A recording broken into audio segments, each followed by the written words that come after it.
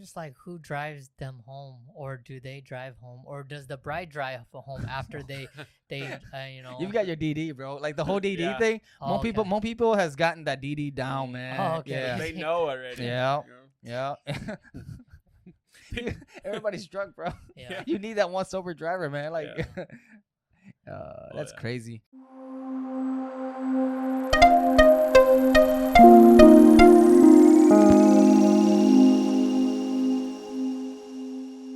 What's good? What's good? Welcome back to the Bamboo Ceiling Podcast. Sorry, so we got Goo here on the mic, Apple and Duck here. Hey.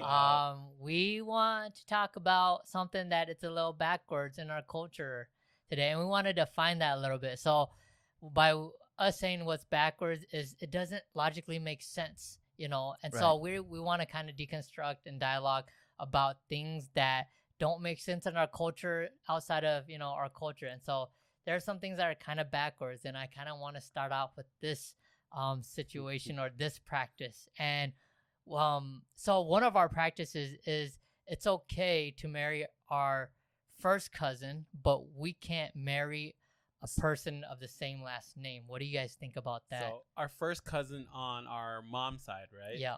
So yeah. So the last name is different, but we're still related by blood. Yes. Okay. Yeah. So even with a different last name, first cousin, you can marry them, but you can't marry someone that totally you do not know, a stranger, but with the same last name. They share the same last name. Yeah. Yeah, dude. I think that has always been an issue within our like culture, our community. Like growing up, I've been bombarded with that whole you can't date girls with the same last name as you, regardless of how hot they are. Because I've met a lot of hot chicks with the same last name as me. But then I've been encouraged. Okay, I'm not gonna lie. I mean, hey, I'm gonna be open. I've been encouraged to date my cousins. Like, I mean, this is coming from my parents. Yeah. And I'm just like, with different last names. yeah, like my Okay. mom's side of the Okay, people, got you. Yangs. And I'm like, dude, what? Yeah. That's crazy. How do you yo. feel about that? I've like see, I don't want to offend anyone. Okay, so me personally, when it comes to like stuff like that, I'm a little grossed out. Mhm. In terms of like dating my first cousins, even if we didn't grow up together, right? Just the fact that I knew they were my cousins. But but if it came to like another girl with the same last name, I'll make exceptions. Yeah. So to you, it's more okay that you date someone with the same last name that you don't know over Yes. the cultural Norm. understanding. Yeah. of it. Yeah, Okay. absolutely. Because the blood factor Yes. matters to you more. Genetics is a lot stronger than like that chick with the same last name who we have no relations. My parents don't know who they are. We could backtrace the lineage and Yeah. there won't be no relations. Yeah, I tend to kind of agree with that, right? But I was asking myself the question, if I had a daughter and my daughter wanted to marry another Yang, would I be okay with it? And if I'm honest, I still cringe a little, and I don't know why, right? If they're not related and if they're not related by blood or anything, right? Why do I still cringe? And the only thing I can think of is just because it's been like drilled into us ever since we were little kids, yeah. Like you are not to marry anyone with the same last name. That is automatically your sister already, and that's like it. That's so deep in me that I didn't would even know cringe. white folks. I remember meeting one of my classmates when I was in middle school, and I'm like, so you can marry someone that has the same last name as Smith? Because Right. ignorantly, I didn't even know that they could. And they're like, yeah, what's the issue? But the reason why is we were drilled with that at an early age. I don't have like an issue with that, but I do have an issue if I was to have a kid that my kid marries a first cousin. Yeah, right. I think that's more an issue with me, and I guess it's different for all of us, but That is like an absolute no, like a 100% no. The cousin, right? The cousin is like Off limits, yeah. off limits. But then like the last name, I kind of, Right. but I still cringe. Yeah. You know what I'm saying? I still like hecka cringe. Yeah. But yeah, I'm You've on got the same page. you've too, got like- you've got the last name folks and you've got the cousin folks, right? So like you will have the ones that go, hey man, there's like 18 last names, so 18 clans. There's 17 other choices, and you pick the one that's the same last name as you. You got that argument, and then you've got the ones that are like, well, no, it's a different last name, so it should be fine. So what would you say if they're not your kid and it's a kid that you mentor, right? A Hmong kid that you mentor, or a Hmong kid in youth group, or a Hmong kid, just say a younger kid after you that looks up to you, and they just kind of like someone with the same last name. Like, what is your advice to them, and how would you approach that situation? Dude, whatever makes you happy, but at the end of the day, I mean, you still have parents, and cross, get that through with them too. Are you ready for the ramifications? Yeah, I think you might get disowned. And some of us have been in that situation before, right? And so all you really can do is, hey, these are the ramifications, right? And are you willing to give up your parents, or possibly give up your parents, right? Or give up your family, that part of your family, because some parents take it that like serious, where they will disown you. Yep. Yeah. Yeah, there will definitely be shame for sure. I think if you're around a lot of young folks, and I think they will be progressive as well, right. Where they will understand you a little bit more.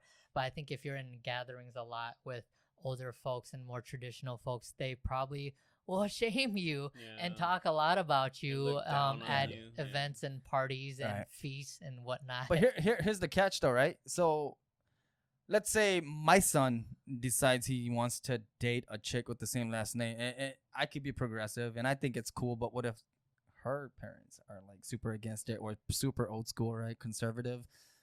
Because I'm seeing that, because I have a teenage son, and I'm a young father, so I'm only 34, but then I see a lot of their classmates, at school events and stuff like that, and then their parents are like my parents' age. So I'm thinking, okay, hey, shoot, what if one day my kid dates a chick and her parents are like that age? Huh? Like how, the clash between the ways of thinking. So it doesn't even have to be the last names. I'm just talking about the age difference and the class difference. And that's the question is, are you going to be backing up your son? Like, are you willing to back up your son right there? That's the question. Yeah. I don't know, man. Yeah. I think when it comes down to it, I think, sitting him down and just making sure he's supported, right? Right. I think as long as they're supported, whatever advice you give them is, your own personal opinion in that.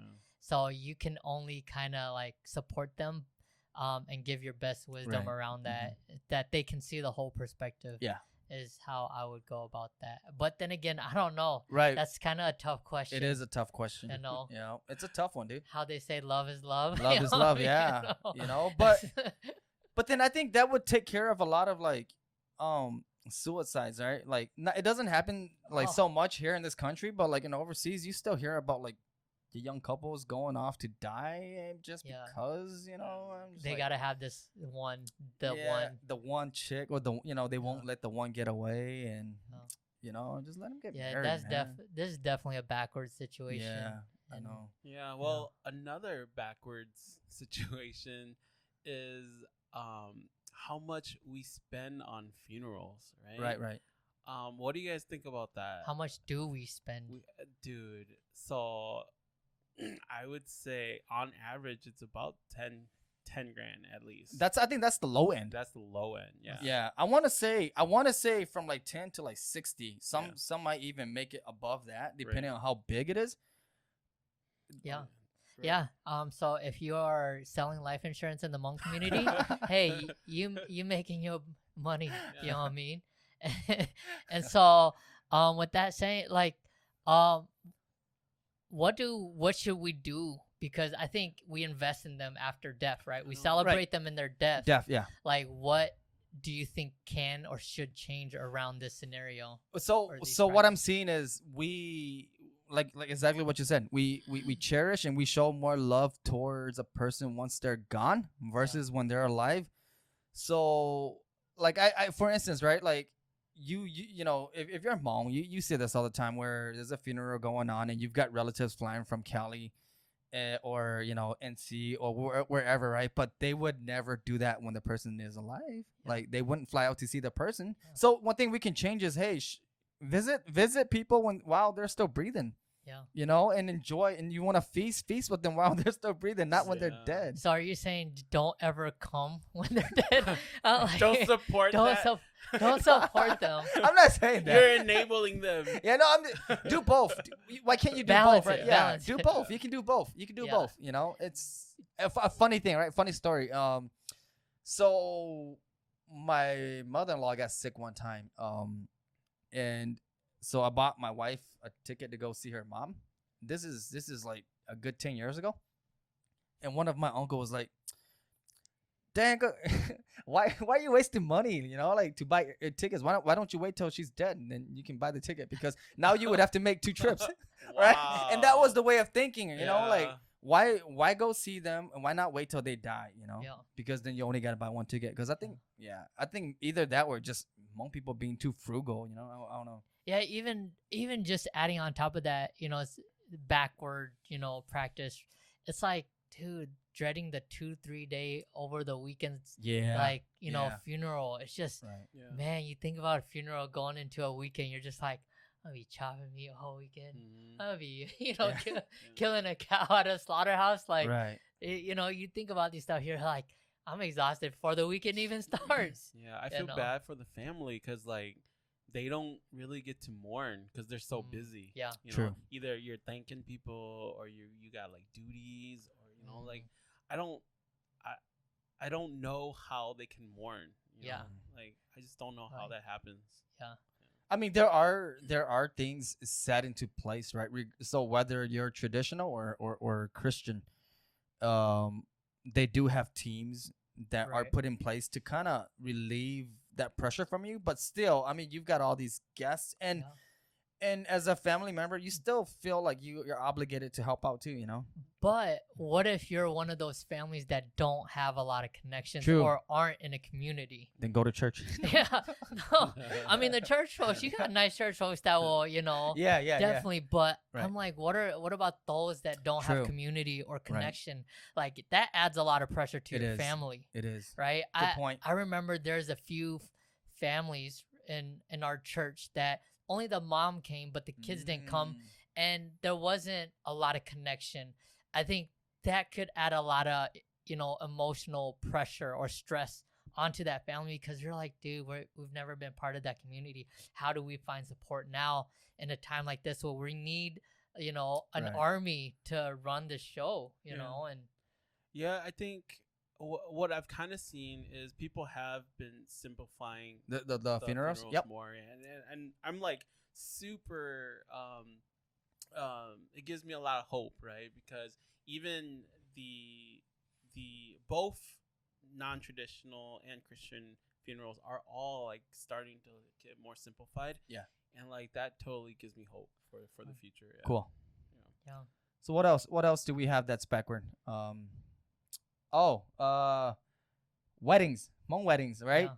So what do you guys think about the way we do our weddings in terms of like collecting a dowry and on the wedding day, like basically putting on the, you know how we do it, right? Like drunk fest. It's a drunk fest. It's a bring up whatever issues we had in the past, and let's even the score, right? Whose pride, whose ego is bigger, and make sure that Duval, or you know, the son-in-law, make sure he pukes, you know, it ain't a wedding until he pukes. Make sure he's a weak ass.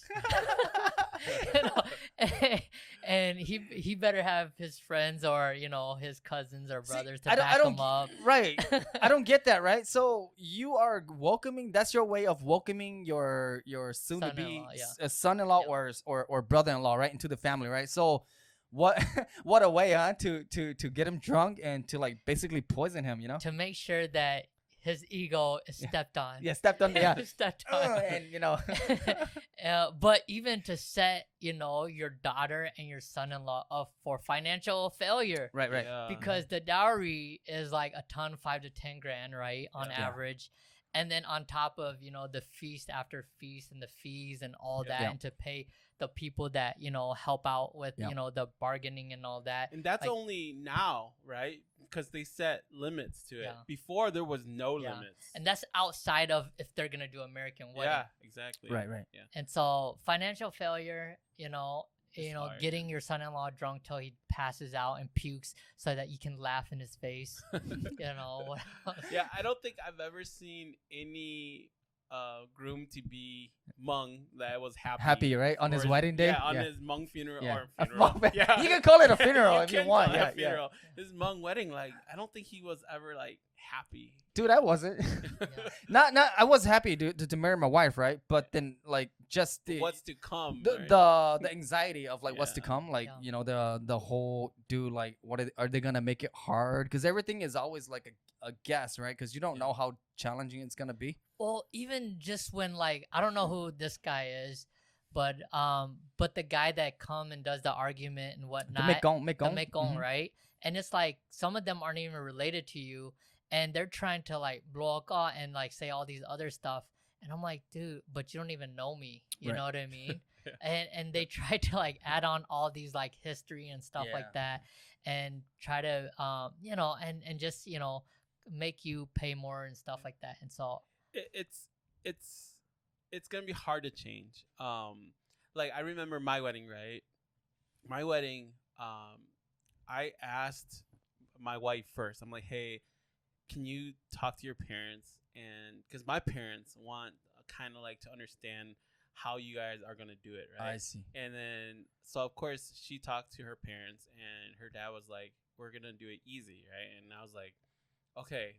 She talked to her dad, and her dad said they're gonna make it easy. So no drinking, no anything. And like, so we went back to our people, right? And we told them that, and they didn't believe us, right? And my dad didn't believe me neither. And so when we came, they were prepared, like just for the negotiations, right? And they, my wife even asked my mother-in-law like how much she's gonna charge, right? And so they said $5,000, right?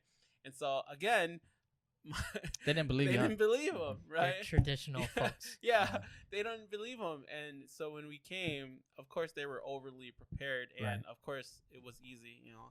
And after leaving, it's funny because the Mekong, he was like, "See, you guys are so lucky. There's the reason why we hit our wives is because during the weddings we get beat on so bad that we remember that for our lifetime, right? And so when our wives, we take it out on them. we take it out on them when life, you know, goes astray, you know. So I'm like, oh man, so it's gonna be hard to change. Like even they don't believe it, even when people are starting to change it. Yeah. You know? They got their man card stripped from them. Man, yeah, but we got it so lucky. So we should do stuff differently, right? So like to me, a wedding day should be like one of the happiest days of the groom and bride's life, right? Instead of like one of the most like dreading. You dread the day, you know, and it's just nothing but tears because even sending the daughter off, she's in tears. I mean, I hope it's tears of joy. And not tears of sadness. I'm just like, who drives them home, or do they drive home, or does the bride drive home after they you know? You've got your DD, bro. Like the whole DD thing. Hmong people has gotten that DD down, man. Oh, okay. Yeah. They know already. Yeah, yeah. Everybody's drunk, bro. Yeah. You need that one sober driver, man. Like, that's crazy, right? So yeah, I hope that's something we can change in the future. You know. Yeah, I think just to make it easier, I think the dowry to set people up for failure, financial failure. You know, the dowry on top of I get it, you know, but I'm just like, you know, if I was to have a son, I would, or a daughter in that, I would like them to be set up so they don't start in debt. I just hope that these are some of the things that we can change, and for the audience, like, let us know what you guys think about these topics, you know, like chime in and let us know what you guys feel. Are we wrong? Are we right? What's good? What's not? Hey, if you enjoyed this episode of The Bamboo Ceiling, we'd love for you to subscribe, rate, and give us a review on iTunes. You can also follow us on Facebook and Instagram at #TheBambooCeiling. Until next time, use your voice.